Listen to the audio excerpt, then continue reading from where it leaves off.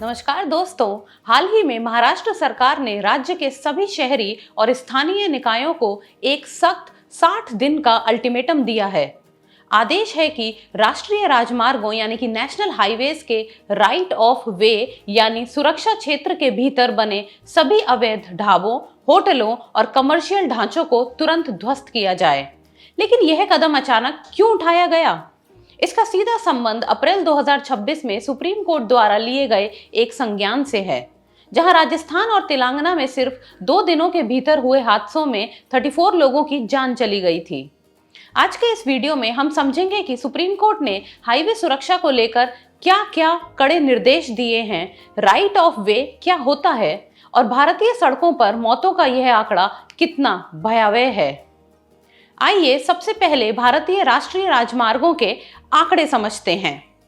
हमारे देश में नेशनल हाईवे कुल सड़क नेटवर्क का केवल लगभग 2% हिस्सा है। लेकिन चौंकाने वाली बात यह है कि देश में होने वाली कुल सड़क मौतों का लगभग 30% हिस्सा इन्हीं राष्ट्रीय राजमार्गों पर होता है। इसी गंभीर स्थिति को देखते हुए सुप्रीम कोर्ट ने टिप्पणी की कि प्रशासनिक लापरवाही के कारण हमारे राष्ट्रीय राजमार्ग कॉरिडोर्स ऑफ पेरिल यानी खतरे के गलियारे बनते जा रहे हैं। कोर्ट ने स्पष्ट किया कि सड़कों पर इस तरह की लापरवाही नागरिकों के सुरक्षित आवागमन के अधिकार यानी कि राइट टू सेफ पैसेज का गंभीर उल्लंघन है। सुप्रीम कोर्ट की बेंच ने केंद्र और सभी राज्यों के लिए सड़क सुरक्षा ढांचा तैयार किया। इसके मुख्य बिंदु में से कुछ हैं: पार्किंग पर प्रतिबंध, भारी और व्यावसायिक वाहनों यानी कि हेवी व्हीकल्स का हाईवे के लेन या पेव्ड शोल्डर पर रुकना पूरी तरह बैन रहेगा, सिवाय तय पार्किंग स्थलों के। दूसरा, राइट ऑफ वे की सफाई।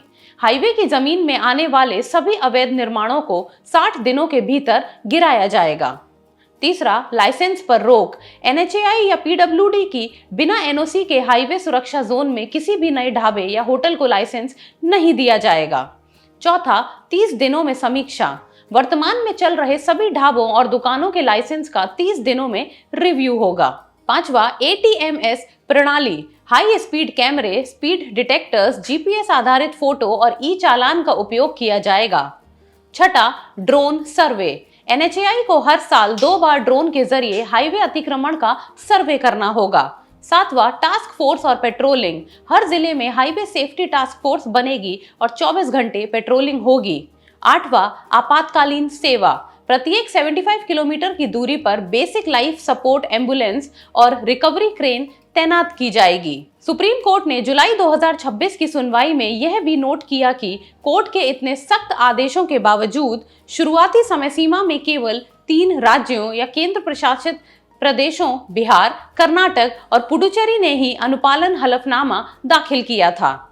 जस्टिस की पीठ ने चेतावनी दी कि यदि बाकी राज्य रिपोर्ट दाखिल नहीं करते तो राज्य के मुख्य सचिवों यानी कि चीफ सेक्रेटरीज और DGP को व्यक्तिगत रूप से कोर्ट में पेश होना पड़ेगा। इसी कड़ी कार्यवाही से बचने और हाईवे सुरक्षा लागू करने के लिए महाराष्ट्र सरकार ने अब सख्त कदम उठाते हुए राज्य के सभी नेशनल हाईवे से अवैध ढाबे और अतिक्रमण हटाने का अभियान शुरू कर दिया है। राष्ट्रीय राजमार्गों पर अवैध ढाबे अक्सर अनियंत्रित पार्किंग का कारण बनते हैं। जब भारी ट्रक हाईवे के किनारे खड़े होते हैं तो वे तेज रफ्तार गाड़ियों के लिए जानलेवा बाधा बन जाते हैं। सुप्रीम कोर्ट का यह फैसला बुनियादी ढांचे यानी कि इंफ्रास्ट्रक्चर के सुधार और सड़क दुर्घटनाओं में कमी लाने की दिशा में एक बहुत बड़ा कदम है। शिक्षा और प्रतियोगी परीक्षाओं के दृष्टिकोण से हमेशा ध्यान रखें, राइट ऑफ वे यानी कि हाईवे प्राधिकरण द्वारा अधिकृत वह जमीन जिस पर कोई निजी निर्माण नहीं हो सकता। दूसरा, ATMS यानी कि एडवांस ट्रैफिक मैनेजमेंट सिस्टम।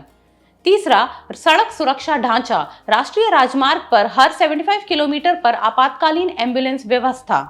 अगर आपको यह शैक्षिक विश्लेषण इंफॉर्मेटिव लगा तो इस वीडियो को शेयर करें, लाइक करें और ऐसे ही करंट अफेयर्स के लिए चैनल को सब्सक्राइब करना ना भूलें। धन्यवाद।